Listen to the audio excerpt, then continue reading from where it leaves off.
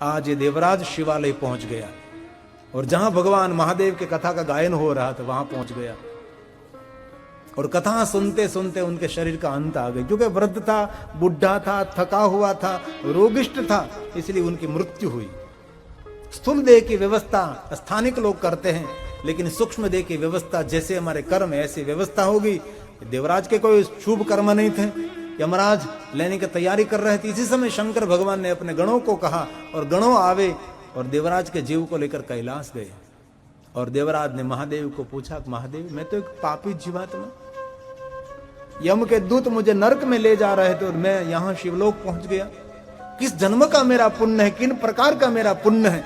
तब शंकर भगवान ने कहा, देवराज तेरे पास कोई पुण्य नहीं है, तेरा कोई पूर्व जन्म का पुण्य नहीं है। लेकिन सुन देवराज, तेरे जो वृद्ध माता पिता थे ये मेरे परम भक्त थे, तेरे माता पिता के पुण्य से अंत समय तू शिवालय पहुंच गया। और सुन देवराज, जो अंत समय शिवालय पहुंचता है ये मेरे लोक का अधिकारी है।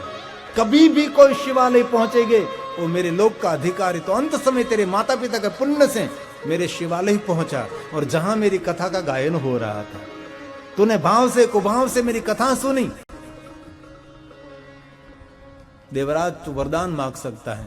तब देवराज ने कहा, महादेव मेरे माता पिता के पुण्य से मैं अंत समय शिवालय पहुंचा जहां महादेव आपकी कथा हो रही थी।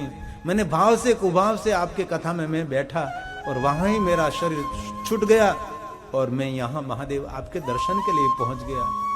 भगवान मुझे क्षमा करें। तब शंकर भगवान ने कहा, देवराज मांग। देवराज ने कहा, महादेव जन्म और मृत्यु से मुझे मुक्त कर दीजिए। भगवान शंकर जी ने देवराज को मुक्ति प्रदान की और भगवान महादेव का लोक मिला।